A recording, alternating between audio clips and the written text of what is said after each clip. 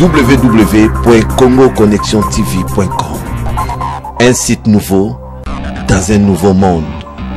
Contactez-nous au 438 877 4064. Facebook Congo Connexion TV. Vous avez droit de savoir. Bonsoir, monsieur Claude Kamanga. Président du mouvement pour la République. Mouvement du peuple congolais pour la République. Oui. Dites-moi un peu. Nous prenons ce programme un peu comme un trompe, mais c'est aussi compte tenu de l'actualité qui prévaut en République démocratique du Congo, c'est-à-dire celle qui tourne autour du séjour quinois du ministre américain des Affaires étrangères, John Kerry. Pourquoi autant de fièvre autour d'un séjour d'un officiel américain?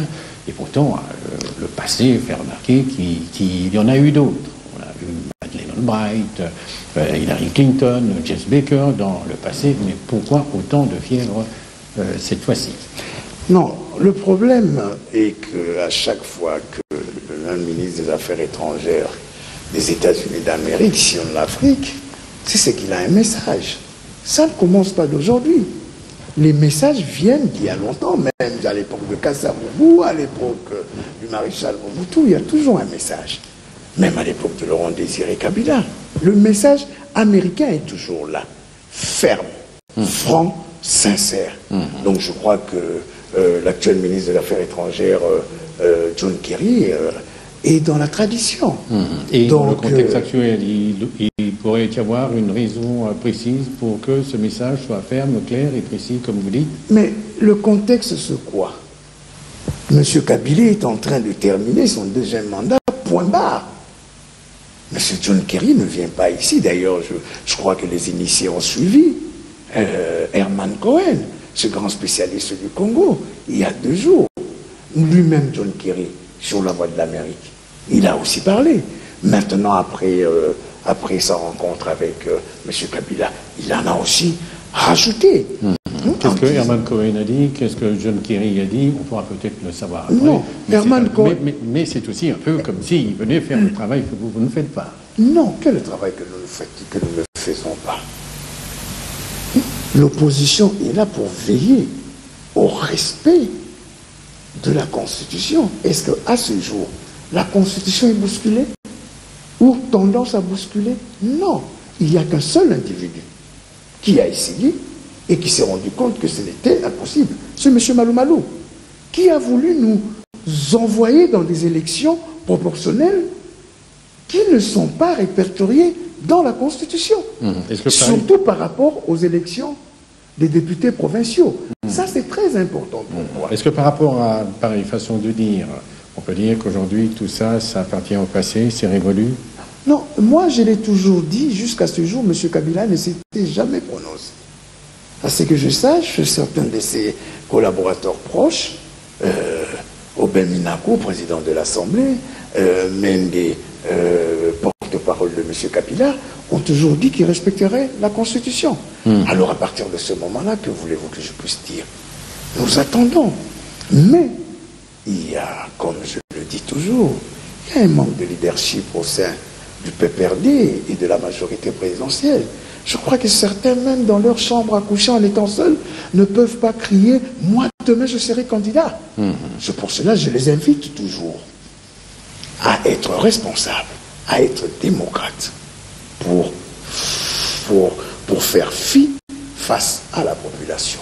Je le dis, le PPRD a autant des cadres qui peuvent aussi assurer la fonction. Voilà, vous êtes de l'opposition, comme on dit, ou comme on peut dire que vous êtes une opposition des oppositions, qui est en République démocratique du Congo. Comment une opposition de l'opposition? Je suis un opposant. Vous êtes l'une des oppositions. Non, non, l'opposition n'a jamais été plurielle, unie, nulle part au monde. Nous venons d'avoir les élections en France. Il y avait des écologistes, il y avait certains éléments de gauche qui étaient candidats. Mais pourquoi vous voulez seulement que l'opposition au Congo puisse être unie? Non, l'opposition doit être multiforme, justement pour apporter à certains leaders, c'est que les autres n'en ont pas. Mais dès lors qu'on entre dans le gouvernement de la République, on n'est plus opposant. Mais jusqu'à ce jour, ces gens-là sont opposants. Ok, mais par rapport au séjour... Vous avez souvent tendance à vouloir un peu stigmatiser les Jean-Claude Wemba, les Franck Diongo, comme non, nous sommes dans l'opposition. L'opposition n'est qu'une seule, dès lors que vous ne franchissez pas le Rubicon. Non. C'est-à-dire, pour parler de vous en tant qu'opposition, la question serait maintenant de savoir si, par rapport à ce séjour congolais de John Kerry, qu'est-ce qu'il aurait pu y avoir de commun entre vous, M. Kengo, et bien d'autres qui sont aussi dans l'opposition, comme message non, je crois qu'à l'heure actuelle, pour que nous puissions congolais. avoir le même point avec M. Kengo, c'est quand même un peu difficile à l'heure actuelle. Hein. Vous savez, nous savons ce que M. Kengo a donné de pense par rapport au gouvernement de cohésion nationale. Et vous savez, le MPCR ainsi que le MLP, le Franck Diongo, le Jean-Lucien Boussa, le Moïse Monidela, bon, et tant d'autres, vous savez ce que nous pensons de ce gouvernement de cohésion nationale. C'est que nous pouvons tout simplement dire ceci. C'est une bonne chance pour le Congo que les grands acteurs politiques de ce monde puissent passer au Congo. Parce qu'il y a un temps, ils ne venaient plus. Maintenant qu'ils sont repris à venir, c'est quand même quelque chose d'encourageant pour notre pays. Mais j'ai toujours été sceptique par rapport à tous ces grands leaders internationaux qui viennent soi-disant pour donner des conseils, soi-disant pour amadouer, soi-disant pour durcir le pouvoir.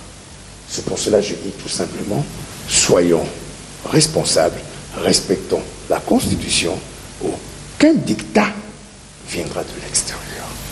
Vous savez, nous avons connu à l'époque où le maréchal Mobutu partait. Nous avons connu ici un Américain qu'on a appelé Bill Richardson, qui est venu dire au président Mobutu, vous devez quitter le pouvoir, sinon votre corps sera baladé dans les rues de la capitale et même mangé par des chiens. Sur le boulevard du 30 juin. Mais c'était une insulte. C'était une insulte pour le peuple zaïrois. C'est pour cela que je dis toujours, venez en bon, venez en bon. Bon, qu'est-ce que vous voulez? C'est la plus grande puissance du monde. Quand ils ont besoin de dire quelque chose, ils le disent sans gants. Mais ce n'est pas à nous de leur donner cette occasion pour venir nous taper à la tête. Et dans le cas d'espèce, vous avez comme l'impression qu'ils ont tapé sur la tête de quelques Congolais? Non, je dis tout simplement parce que les signes du temps ne se voient pas. C'est ça le problème. Parce qu'au lieu que certains leaders de la majorité se préparent pour 2016 ou 2015 par rapport à d'autres échéances, ils ne veulent que s'accommoder en disant qu'il n'y aura qu'une seule personne qui peut continuer, c'est M. Kabila. Peut-être que lui-même n'en a pas l'intention. Vous savez, les flagorneurs, les piques-assiettes, quand ils commencent à ronger les assiettes, c'est difficile de les arrêter. Et par rapport à John Kerry, quand il dit que nous serons là pour aider le Congo, l'accompagner dans son processus de démocratisation et dans le respect d'un calendrier très clair au sujet des élections. Qu'est-ce que vous en dites? Mais le calendrier est défini par la Constitution. Oui. Que dès lors qu'il y a eu un président de la République élu en 2011, en 2016, il va y avoir les élections. Hein, en ce qui concerne les autres échéances électorales telles que les assemblées provinciales. Mais ça aussi, ça a été défini. Même l'équipe Ngoï Mulunda l'avait déjà mise en chantier. Donc il faudrait tout simplement commencer à travailler plus vite parce que au fur et à mesure que le temps passe, ces gens-là risquent de nous faire déborder, de la CENI bien sûr, de nous faire déborder jusqu'en 2018-2020. Or, c'est que le peuple congolais n'acceptera pas. Dites-moi, en reprenant ce parcours de John Kerry, Addis Abeba, Kampala, Kinshasa et puis Luanda, vous en faites une lecture particulière ou bien vous vous dites c'est simplement son calendrier à lui qui respecte et il va de l'avant? Non, mais il a commencé à Addis Abeba parce qu'Addis Abeba c'est le siège de l'Union africaine. Hein, et puis il a commencé Kampala, c'est à l'heure actuelle l'un des plus grands pays qui est soutenu par les États-Unis d'Amérique. C'est tout à fait normal. Et puis passer par Kinshasa, bon, Luanda, c'est normal. Donc moi, je crois que c'est un parcours typique d'un grand responsable américain quand il se trouve à Kinshasa. Luanda est à côté, Kampala est à côté. Bon. Rien à voir avec une sorte de façon de prendre les avis par rapport à l'application de l'accord cadre Kampala, Luanda, les différents partenaires. Ils ont quand même un certain respect vis-à-vis de ce pays. Oui. Et par rapport à l'accord cadre, vous estimez qu'il n'y a plus rien à dire, on est dans le bon, il est en train... Le est en train de sortir les noms des amnistiés. On se pose la question si c'est réellement un obol qu'ils veulent lancer aux amnistiables. Donc, je crois que le ministre de la Justice n'a qu'à sortir tous les noms des gens qui sont amnistiés par rapport à cela, point barre. Vous voyez qui, de manière particulière, quand vous dites que toutes les gens qui devraient être amnistiés? Non, je n'ai pas personnellement quelqu'un en tête. Hein. Si vous voulez que je réfléchisse, je peux vous citer Ngwanda, je peux vous citer Lumbala, je peux vous citer tant d'autres qui méritent aussi d'être amnistiés. Un peu comme si vous voulez dire que Ngwanda a déjà été l'objet d'une condamnation. Non? Mais puisque j'ai vu qu'ils ont amnistié certaines personnalités issues du groupe de Ngwanda, que je n'ai jamais su d'ailleurs. Donc je me dis, quand on arrive des gens par rapport à Ngwanda, et qu'aujourd'hui on leur offre l'amnistie, donc c'est que Ngwanda a aussi été indexé quelque part. Là, c'est le cœur du moboutiste que vous êtes. Mais j'ai toujours été moboutiste, et vous savez, les convictions, ça s'échange très rarement dans la vie, hein, et surtout quand c'est sincère. Vous savez, le moboutisme n'était pas seulement la négation économique et sociale. Le moboutisme aussi, c'était aussi une école. Le moboutisme aussi, c'est ce que nous avons appelé le recours à l'authenticité. Vous savez, on a passé 32 ans dans ce pays. C'est le Zaïre qui était le chef de file de l'Afrique, hein. Souvenez-vous, hein, il n'y a pas longtemps. Bon, à vous, vous le savez parce que vous étiez déjà à l'époque bien avancé dans la vie. Mais certaines personnes, certains de nos enfants ne le savent pas, que le Zaïre était respecté. Parce qu'ils avaient un chef qui s'appelait Mobutu, par rapport à certaines choses qui se passent à l'heure actuelle. Et cette amnistie que vous mettez sur la table, vous avez toutes les bonnes raisons pour dire qu'elle ne sera pas comme celle de Moulélé, par exemple, à l'époque de Mobutu. Non. Bon, vous savez, nous tous, nous avons regretté l'issue fatale qu'a connue ces grands combattants de la liberté qui a été Moulélé, parti le chercher à Brazzaville, et ensuite passer des moments très antidémocratiques, douloureux, hein, par rapport à ce qui est arrivé à Moulélé. Nous ne pouvons pas souhaiter que ça puisse être pareil pour les gens qui viennent aujourd'hui. Revenons encore sur les oppositions que vous incarnez ou que vous représentez. Pour elles, quel peut être l'enjeu en ce moment-ci? Mais donc, apparemment, il y a un peu plus de lumière sur la suite du processus de démocratisation. Non, l'enjeu est seul. L'enjeu pour l'instant, c'est de préparer les élections provinciales, des députés provinciaux, parce que le Sénat est déjà obsolète. Ce Sénat a déjà dépassé les mandats. Hein? Ce Sénat, d'ailleurs, la preuve en est, parce qu'il y a beaucoup de gens de fois qui ne connaissent pas. Il n'y a pas de règlement d'ordre intérieur dans ce pays pour le Congrès. Il n'y en a pas. Qu'est-ce que vous voulez sous-entendre par là? Je ne sous-entends pas parce que les députés élus en 2011 qui sont allés préparer le règlement d'ordre intérieur de l'Assemblée nationale n'ont pas voulu préparer le règlement d'ordre intérieur du Sénat, puisque le Sénat avait déjà terminé son mandat et puis que nous attendons que le député... Parce que c'est très important, les députés provinciaux. Parce que nous qui sommes les députés de la province, hein, du Congo profond, nous savons quel est le rôle de députés provinciaux. Qu'est-ce qu'ils peuvent apporter par rapport à leur circonscription, par rapport à la province. C'est pour cela nous tenons mordicus que ces élections des députés provinciaux se fassent au suffrage direct. Nous n'en voulons pas d'indirect parce que, M. Claude Kamanga, vous savez, l'opposition était majoritaire à 5 provinces. Toutes les provinces aujourd'hui sont entre les mains de la majorité présidentielle. Vous, là, vous parlez des élections de députés, mais vous ne faites pas cas des autres arriérés électoraux qui a... Non, mais dès lors que... Parce que organiser les élections des députés provinciaux ensemble avec les élections locales, il n'y a rien d'anormal. Il n'y a rien d'anormal. Parce que les circonscriptions seront les mêmes. Le bureau de vote sera le même. Donc on peut organiser les élections de députés provinciaux, de maires de ville, de bourgmestres, de chefs de secteur, de chefs de groupement, de chefs de village. Donc on peut le faire en une journée. Ça ne pose pas un problème. Oui, mais la question du recensement, là, c'est pas un problème pour vous. Voilà le piège. Voilà le piège. Quand on demandait le recensement depuis 2004, personne n'en faisait fi. Maintenant que 2016 s'approche, les gens commencent à ressortir le recensement. Mais, M. Claude Kamanga, le recensement au Congo est déjà là. Vous, dans votre rue, le chef de rue vous connaît. Le chef de quartier connaît qu'il y a un journaliste qui habite à tel endroit. À la commune, on vous connaît.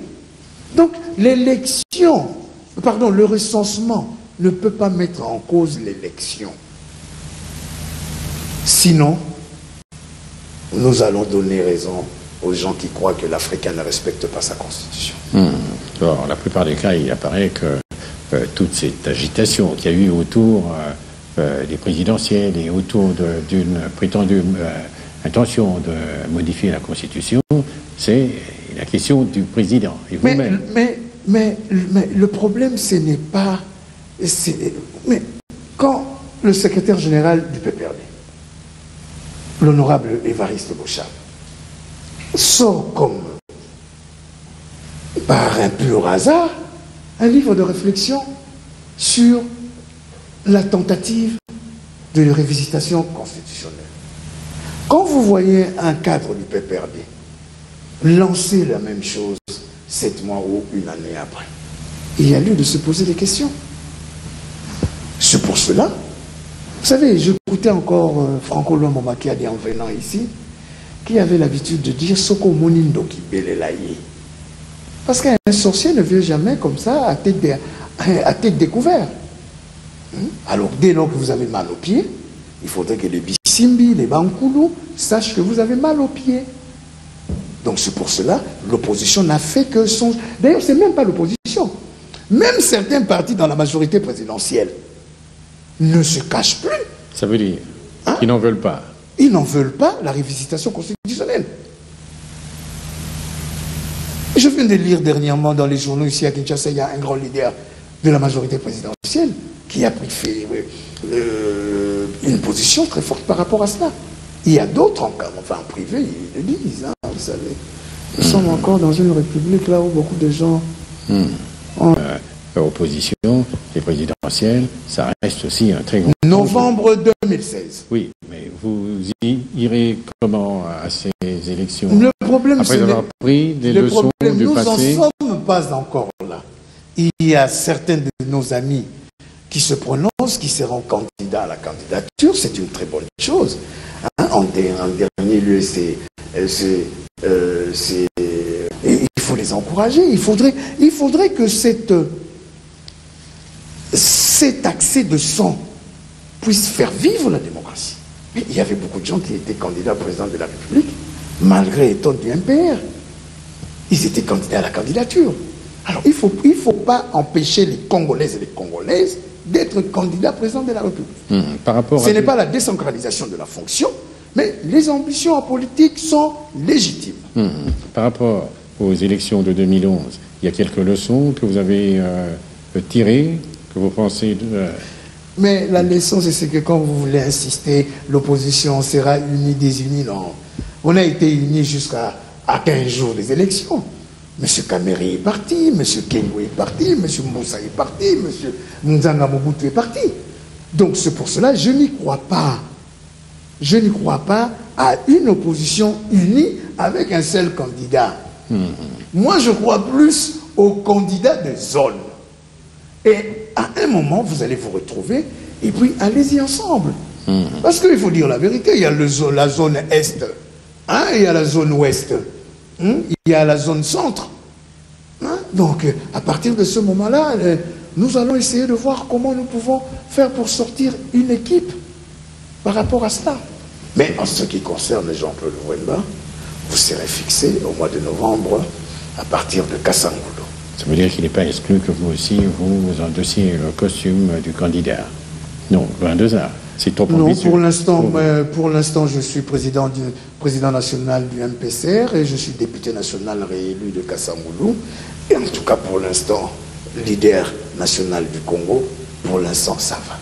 Je voudrais encore, à ce niveau, revenir à vous en tant qu'élu de Kassangoulou, député de Kassangoulou, en face de vos élus. Qu'est-ce que vous leur dites quand ils vous disent mais quel est le problème qu'il y a aujourd'hui au Congo pour qu'on puisse espérer être un peu dans l'étude que maintenant? Non, mais vous savez, depuis que je suis député national en 2006, à chacune de mes vacances parlementaires, je trouve toujours les mêmes problèmes et les mêmes questions. À quand la renaissance du peuple congolais? C'est ce qui me pose. Donc ça englobe tout, du côté social, du côté économique, du côté familial, de la scolarité, en tout.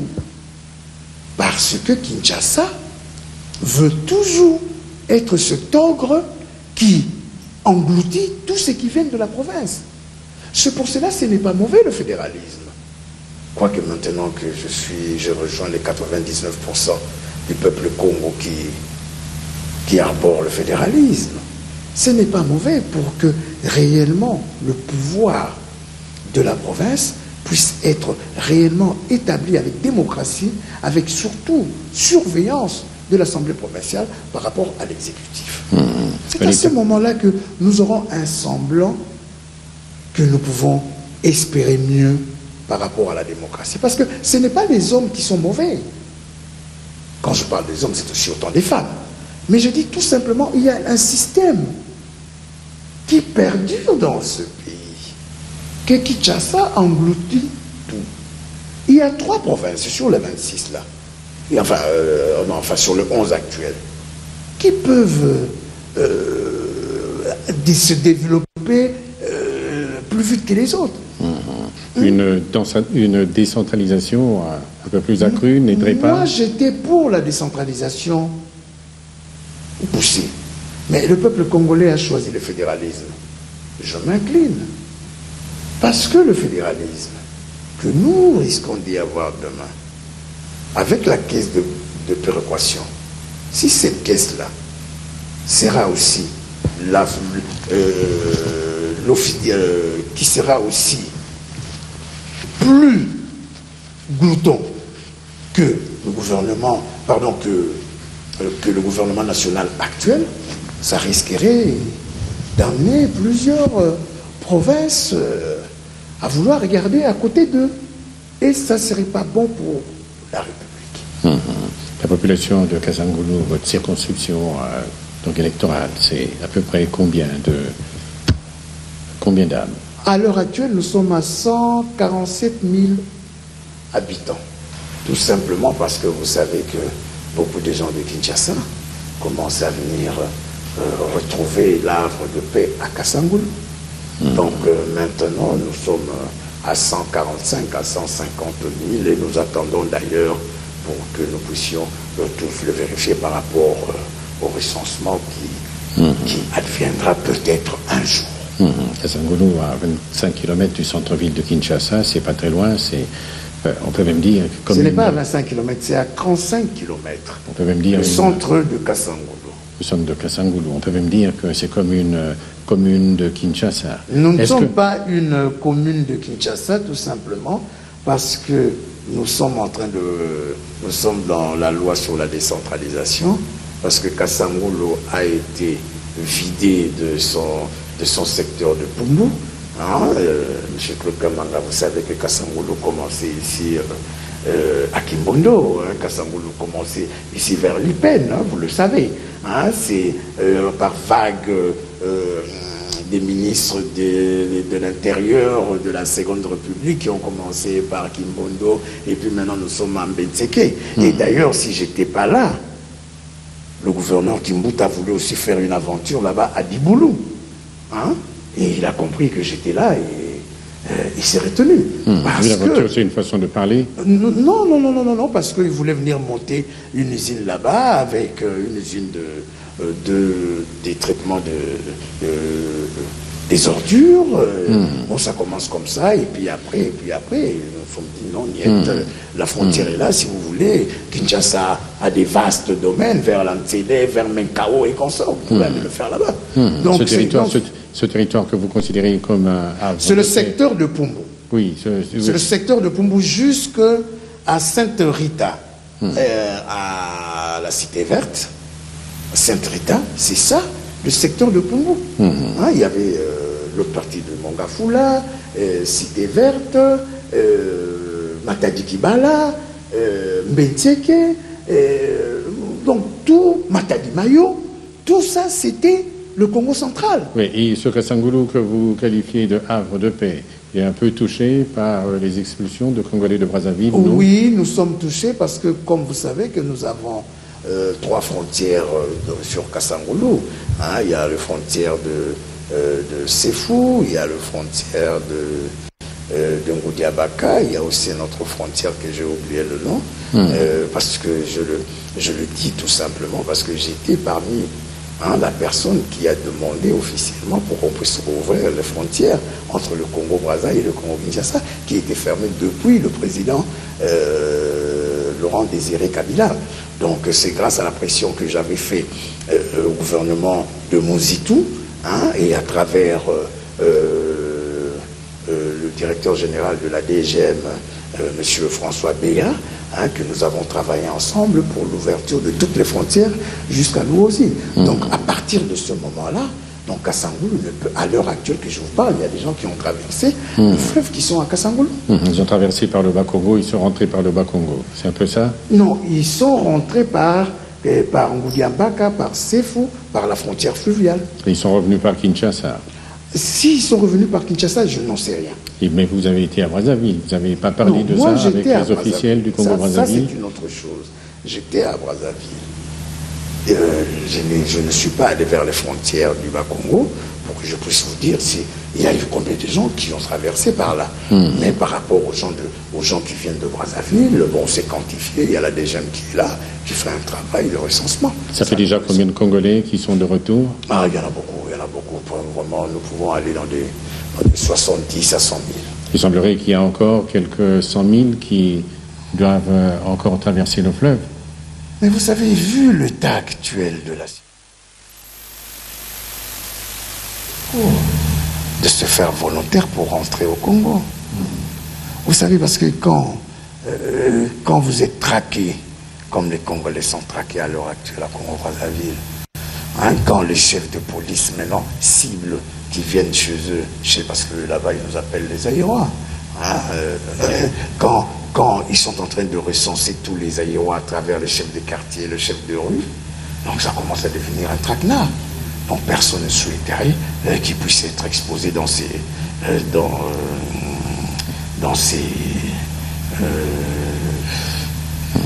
situation. Mais vous n'en voulez quand même pas aux officiels du Congo-Brazzaville qui mettent de l'ordre dans leur pays? La République du Congo-Brazzaville est un État souverain qui a ses lois, qu'il faudrait le respecter, mais la manière aussi doit être humaniste. Moi, j'aurais souhaité qu'il puisse lancer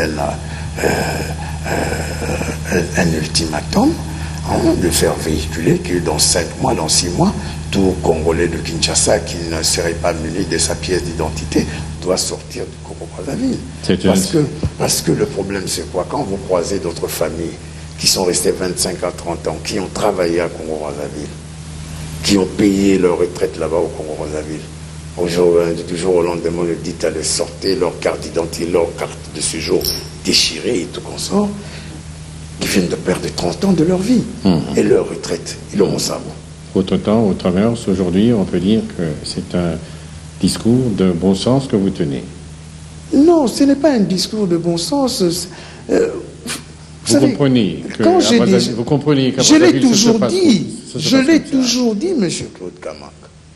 La manière dont la police a effectué ces rafles, nous ne pouvons pas l'accepter. Mais dites-moi. Dès lors qu'il y a eu des morts, dès lors qu'il y a même certaines familles qui sont rentrées à Kinshasa, qui ont laissé leurs enfants dans la rue, à la Belle Étoile. Mais Il faut dites-moi, se poser des questions. qu'est-ce que les Congolais de Brazzaville reprochent à tous ces Quinois ou ces Congolais de la RDC? Qu'est-ce qu'on leur reproche? Vous savez, le reproche officiel, moi, je ne l'ai pas entendu. Moi, je n'ai pas entendu le reproche officiel. Je lis, j'entends, soi-disant que les Aïrois tuaient les gens là-bas, les Aïrois faisaient la prostitution, les Aïrois. Il n'y a pas seulement qu'un seul pays, qu'une seule nationalité, hein, du Congolo-Aïrois. Vous voulez donc dire que c'est des propos qui n'ont pas de fondement? Non, ce sont des propos qui n'ont pas de fondement. Si vous voulez réellement faire retourner les Congolos-Aïrois chez eux, donnez-leur un temps pour qu'ils puissent retourner. Et non de la sorte que j'ai vu. C'est ça le problème. Mais en termes de conséquences, de répercussions sur Kinshasa, bon, on peut comprendre, il peut y avoir un peu plus d'espace ici, c'est déjà 10 millions d'habitants, Kinshasa, mais comment encadrer tous ces Congolais qui viennent de Brazzaville? C'est de là que dépend maintenant la réponse au gouvernement congolais de Kinshasa. Parce que quand ils commencent à mettre les gens dans le stade du 24 novembre sur la commune de Kinshasa et tout, sans pour autant qu'il puisse y avoir un suivi, ça risquerait d'être grave. Parce que 100 000 personnes à Kinshasa, ne croyez pas que l'impact sera positif. Ah non, c'est pour cela que j'étais en train de dire il a fallu qu'une mesure d'encadrement puisse avoir lieu à partir de Brazzaville. Parce que, d'ailleurs, c'est que je n'ai pas compris, aucune autorité du Congo-Brazzaville n'a levé son petit bout de doigt pour dire que la manière, elle était condamnable. Ni de l'opposition, ni de leur majorité. Mais il y a même une commission parlementaire qui était là il y a 2 jours. Ils sont revenus. Mais ils sont revenus, qu'est-ce qu'ils ont trouvé, hein? Donc ils sont allés à l'Assemblée nationale, après ils sont allés à l'ambassade, ils sont rentrés. Hein? Mais il fallait qu'ils puissent se balader comme Vouemba l'a fait, à Makelekele, à Poto-Poto, ouais, au Bako. Donc il fallait aller voir comment les gens vivent. Oui, sauf que vous avez été à Makelekele, à Poto-Poto, comme vous dites, sans savoir à combien sont ces Congolais, sans savoir ce dont on leur reproche, et sans savoir où ils pourront être casés. Ce qu'on leur reproche officieusement, c'est ce que je viens de vous dire. Si c'est officiellement, c'est autre chose. Ça veut dire ils disent qu'ils qu'ils sont en train de refouler les gens qui n'ont pas de pièce d'identité. Ça, c'est de un, officiellement. Parce que vous savez, c'est difficile de venir dire que cette prostituée-là est les Aïroises. C'est difficile. Et puis, il n'y a pas que les Aïrois. Il y a les Sénégalais, il y a les Maliens, il y a tout. Mais pourquoi seulement cette mesure par rapport aux Congolo-Aïrois? Pourquoi? C'est ça la question. Mais répondez à cette question. Non, je ne peux pas répondre à cette question puisque le gouvernement du Congo-Brazzaville ne nous ont rien dit officiellement. Ils disent que c'est un problème de carte de séjour. Mais curieusement, il y a des milliers de Congolos-Aïrois qui avaient leur carte de séjour que la police du Brazzavilloise déchirait. Oui.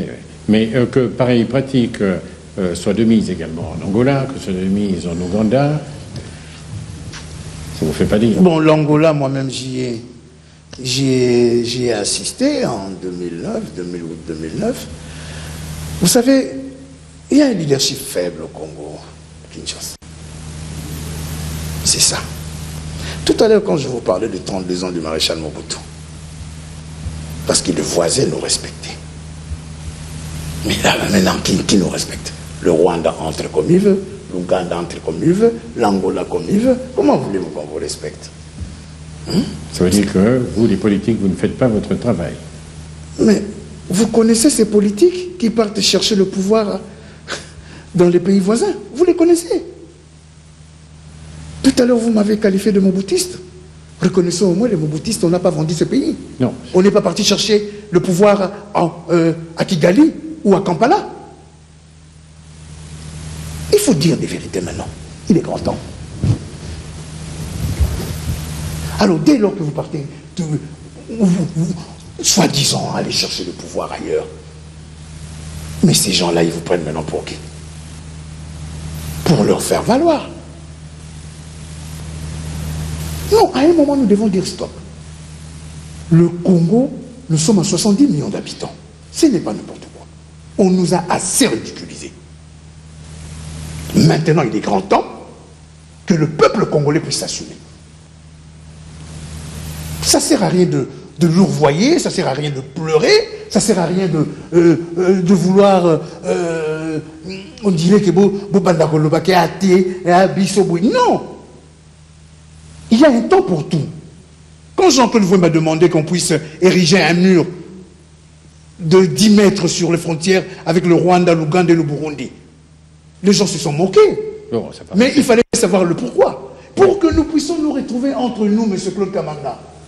Pour que nous puissions nous préparer aussi que cet État devienne fort, au lieu chaque fois d'être infiltré. Oui, mais les murs, aujourd'hui, on peut les surmonter par les satellites et par bien d'autres procédés. Mais vous savez, quand c'est humain, quand il y a des frontières humaines, c'est difficile. C'est difficile de vous réorganiser. Mais voilà, nous sommes encore là, bien entendu. Vous disiez que vous avez une façon de vous organiser par rapport aux échéances futures, mais il faut aussi, peut-être avant 2016, que vous apportiez que vous fassiez des propositions par rapport à la situation qui prévaut dans la partie est du pays. Mais le problème de la situation de la partie est du pays, ça commence quand? Ne faisons pas fi de l'histoire. C'est un problème d'organisation ou bien c'est un problème d'homme? Non, c'est un problème d'organisation. À l'Est, tout simplement, à cause des infiltrations. Ça, personne ne peut le nier. Que faire maintenant? Que faire maintenant? Parce qu'aujourd'hui, on est en train de lancer que tous les groupes rebelles puissent venir pour l'amnistie et tout. C'est bien bon. Et après eux, d'autres ne seront pas tentés par la prise de pouvoir au Congo en passant par les rébellions. Il faut mettre fin à ça. Est-ce qu'au jour d'aujourd'hui, d'après vous, il peut y avoir de bonnes raisons pour que d'autres tentent la même aventure? Oh, moi je peux vous dire franchement, je vais vous dire sincèrement, chasser le naturel, ça revient au calot. Ça veut dire? Depuis la FDL jusqu'à aujourd'hui, c'est ce que nous vivons.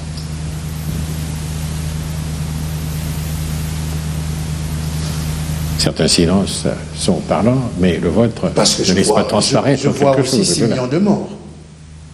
Je vois aussi 6 millions de morts. Je vois 6 millions de Congolaises et des Congolais morts pour que les gens puissent venir prendre le pouvoir dans ce pays. C'est ça le problème. Maintenant que les Occidentaux commencent à ouvrir la porte pour dire qu'au Congo, il y a eu aussi un génocide, qui ne dit pas son mot. Attendons voir. Mais par rapport à la situation dans l'Est du Congo, vous dites quand même qu'il y a eu une certaine avancée et qu'il faut peut-être continuer dans ce sens. Mais il faut continuer dans cette avancée-là. Mais vous ne savez pas ce que nos voisins préparent encore. C'est ça le problème. Qu'est-ce que ça veut dire? Que vous dormez sur vos lauriers, que vous croisez les bras, vous attendez voir ce que feront les autres ou bien... Non, organisons-nous. Militairement, policièrement, sécuritairement. Il faudrait maintenant les services de sécurité puissent faire leur travail. Comment voulez-vous? Il y a un plan Mbata et Mukolo qui se prépare au Congo-Brazzaville. Nos services de renseignement ne sont pas au courant. Comment ne peuvent-ils pas être au courant? Est-ce qu'ils ne sont pas à Brazzaville? C'est pour cela que nous disons, organisons-nous. Oui, organisons-nous, c'est bien beau, c'est un générique. Mais reprenons-vous en tant qu'opposant. Quand vous dites organisons-nous, ça veut dire que qu'est-ce que vous pouvez faire en tant qu'opposant? Commencez tout d'abord, par organiser des élections démocratiques sincères, que la voix du peuple soit exprimée, amène une autre force que de vouloir voir ce qui s'est passé. Un président de la République à la cité de l'OUA qui prête serment. Quelques jours après, le président Tshisekedi prête serment à l'imiter. Ça fait doublon. Mentalement, psychologiquement. Et ça affaiblit les instances de la République.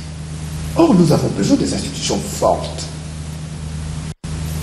C'est comme si vous vouliez dire que votre Parlement, votre Assemblée nationale n'est pas forte.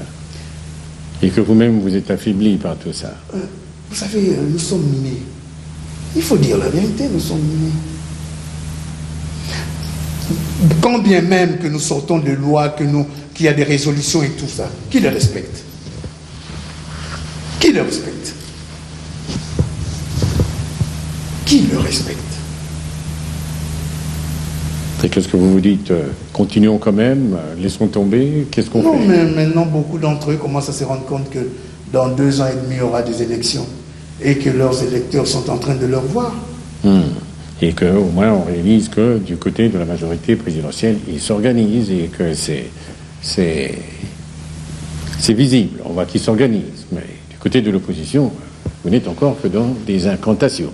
Non, mais vous savez, les stratégies de l'opposition Ne se dévoilent pas sur la place publique, comme vous dites. Et surtout sur Biwan, qui est étendu partout sur la planète.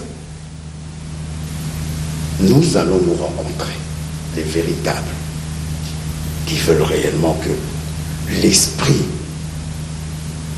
du Congo puisse revenir. Vous parlez de qui, par exemple, en termes de personnes ou de leaders politiques? Mais Prenons par exemple aussi, pour vous faciliter les choses, je prends d'abord Jean-Claude Mbemba, et puis, on met qui autour de la table? Franck Diongo. Et puis encore Jean-Lucien Boussa.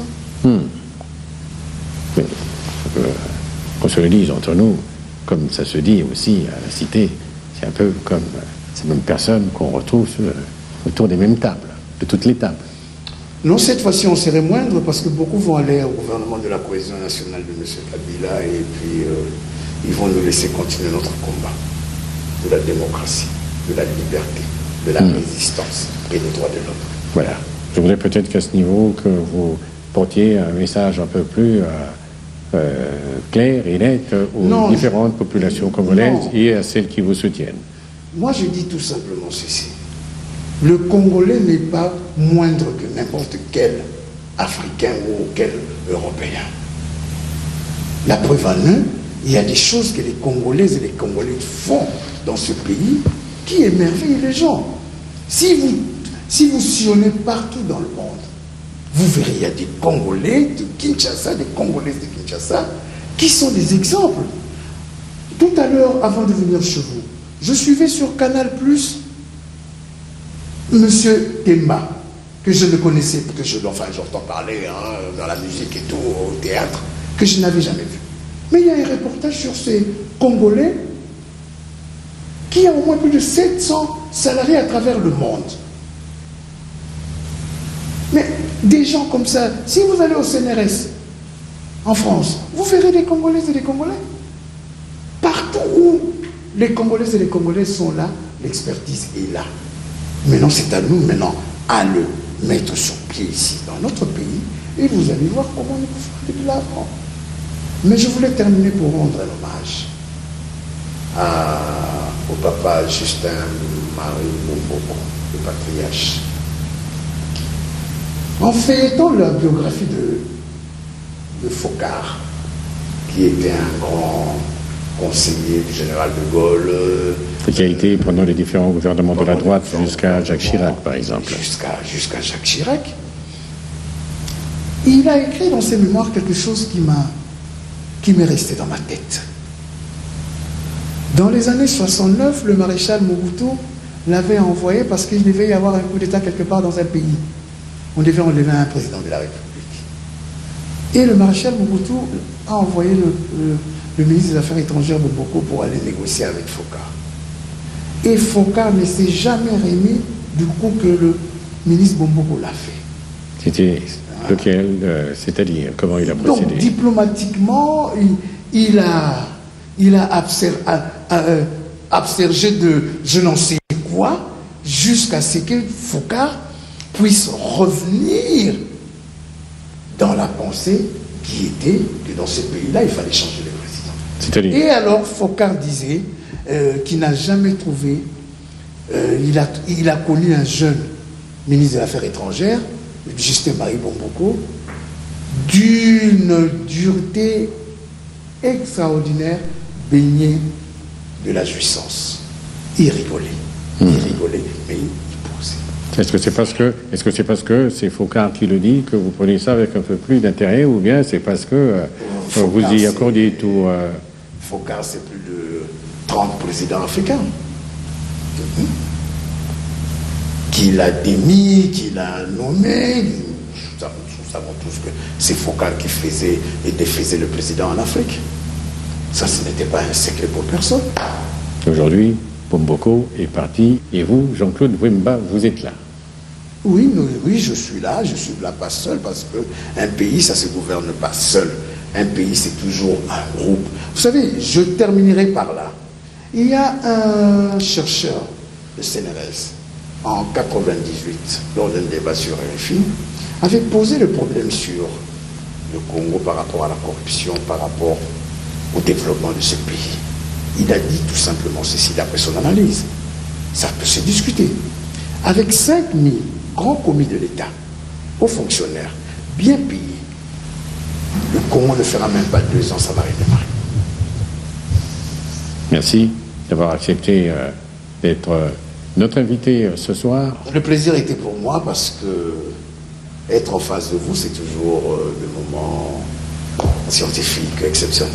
À ceux qui nous ont suivis et qui pourront peut-être nous suivre dimanche prochain, il ne me reste plus qu'à leur dire merci beaucoup et bonsoir.